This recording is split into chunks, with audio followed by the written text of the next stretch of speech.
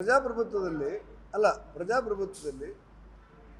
ಈ SIRನ ಮೂಲ ಉದ್ದೇಶ ಇರುವುದು ನೈಜ ಭಾರತೀಯರಿಗೆ ಮತದಾನ ಹಕ್ಕನ್ನು ಗಟ್ಟಿಗೊಳಿಸುವುದು. ಯಾವುದೋ ಒಂದು ಕಾರಣಕ್ಕೆ ಭಾರತೀಯರು ಅಲ್ಲದೇ ಇದ್ದವರು ಎಲ್ಲರೂ ಸೇರಿಕೊಂಡಿದ್ದರೆ ಅವರಿಗೆ ಮತದಾನ ಹಕ್ಕನ್ನು ನಿರಾಕರಿಸುವುದು. ಇದರಲ್ಲಿ ಯಾವ ಗೊಂದಲವೂ ಇಲ್ಲ. ಒಬ್ಬ ವ್ಯಕ್ತಿ ಒಂದೇ ಮತ. ಅದರಲ್ಲಿ ಅಲ್ಲ, ಬಾಂಗ್ಲಾದೇಶವರು ಬಂದು ಕರ್ನಾಟಕದಲ್ಲಿ ಓಟ್ ಹಾಕಿ ಕಾಂಗ್ರೆಸ್ ಅವರು ಗೆದ್ದರೆ ಮಾತ್ರ ಅದು ಪ್ರಜಾಪ್ರಭುತ್ವ ಆಗೋದಾದರೆ ಅದಕ್ಕೆ ಉತ್ತರ ಕೊಡೋದು ಕಷ್ಟ. ಆದರೆ ಬಾಂಗ್ಲಾದೇಶವರು ಬಂದು ಇಲ್ಲೇನೋ ಕೆಲಸ ಕಾರ್ಯ ಮಾಡ್ಕೊಂಡು ಹಾಗೆ ಹೋಗಿ ನಮ್ಮ ಜನತಂತ್ರ ವ್ಯವಸ್ಥೆಯಲ್ಲಿ ಪ್ರಜಾಪ್ರಭುತ್ವದಲ್ಲಿ ಭಾಗವಹಿಸದೇ ಇರುವಂಥ ವ್ಯವಸ್ಥೆಯೇ SIR. ಅದನ್ನ ಒಪ್ತಾರೆ ಅಂತ ನಾವು ತಿಳ್ಕೊಂಡಿದ್ದೆವು. ಆದರೆ ಏನಕ್ಕೆ ಧರ್ಮಕೋಟೆ ಬರುತ್ತಲ್ಲ ಅನ್ನೋ ಕಾರಣಕ್ಕೆ ಅವರು ಸಮರ್ಥಿಸ್ಬೋದು. ಆದರೆ ಅವರಿಗೆ ತಪ್ಪಂತ ಗೊತ್ತಿದೆ. ನೀವು ಕೇಳಿದ ಪ್ರಶ್ನೆ ಇಷ್ಟೇ. ಈಗ ಅಡ್ಡ ಮತದಾನ ಹಾಕಿದ್ದೀರಿ, ನೀವೇನಂತೀರಿ ಅಂತೇಳಿ ನೀವು ನನ್ನ ಹತ್ರ ಕೇಳಿದ ಪ್ರಶ್ನೆ. ನನ್ನ ಉತ್ತರ ಇಷ್ಟೇ. ಅಡ್ಡ ಮತದಾನದ ಹಾಕಿದ ಬಗ್ಗೆ ಮಾಹಿತಿ ಸಿಕ್ಕಿದ್ದು 100% ಸತ್ಯ. CT ರವಿ ನೇತೃತ್ವದಲ್ಲಿ ಅದು ಯಾರು ಹಾಕಿದ್ದಾರೆ ಅಂತ ತನಿಖೆ ಮಾಡಿ ವರದಿ ಕೊಡಿ ಅಂತ ರಾಜ್ಯಾಧ್ಯಕ್ಷರು ಹೇಳಿದ್ದಾರೆ. ಅವರ ವರದಿ ಬಂದ ತಕ್ಷಣ ಯಾರೇ ಆದರೂ ಅವ್ರ ಮೇಲೆ ಕ್ರಮ ತಗೊಳ್ತಾರೆ. ಕುದುರೆ, ಕತ್ತೆ, ಆನೆ ಅಂಥದ್ದು ನಾನು ಹೇಳೋದಿಲ್ಲ ಚರ್ಚೆ. ಈಗ ಚರ್ಚೆ ನಮ್ಮ ಮುಂದೆ ಅಡ್ಡ ಮತದಾನ ಹಾಕಿದ್ದಾರೆ, ನೀವೇನು ಮಾಡ್ತೀರಿ ಅಂತೀನಿ.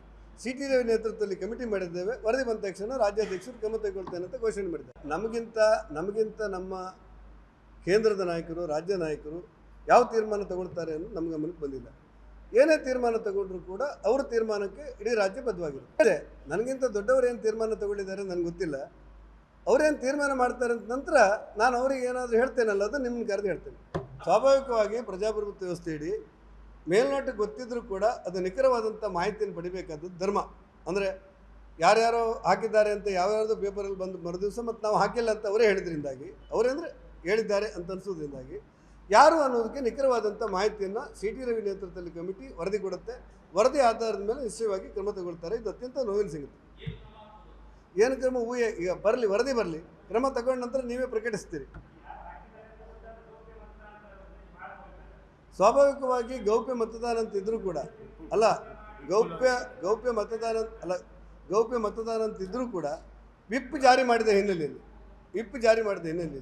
ನಿಖರವಾಗಿ ಆ ಮಾಹಿತಿ ರಾಜಕೀಯ ಪಕ್ಷಕ್ಕೆ ಸಿಗುತ್ತೆ ಅಂತ ನಂಗೆ ಅನಿಸುತ್ತೆ. ಒಬ್ಬ ವ್ಯಕ್ತಿಯ ಮೇಲೆ, ಇಬ್ಬರು ವ್ಯಕ್ತಿಯ ಮೇಲೆ, 3 ಜನ ವ್ಯಕ್ತಿಗಳ ಮೇಲೆ ಭಾರತೀಯ ಜನತಾ ಪಕ್ಷ ಇಲ್ಲ.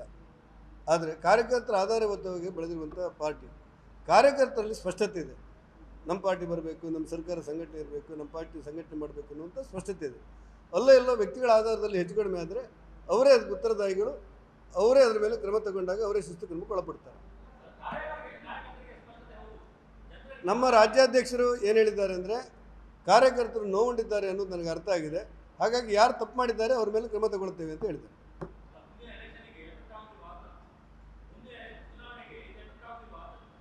ಅಲ್ಲ, ಒಬ್ಬರು ಇಬ್ಬರು 3 ಜನ ಏನು ತಪ್ಪು ಮಾಡಿರ್ತಾರಲ್ಲ, ಅವರಿಗೆ ಅವಕಾಶಗಳ ನಿರಾಕರಣೆ ಮಾಡಿದಾಗ ಕಾರ್ಯಕರ್ತರಲ್ಲಿ ಮತ್ತು ವಿಶ್ವಾಸ ಕುದುರುತ್ತೆ. ನ್ಯೂಸ್ ಫಸ್ಟ್, ನಿರ್ಭೀತಿಯಿಂದ ನಿಮ್ಮ ಪರವಾಗಿ.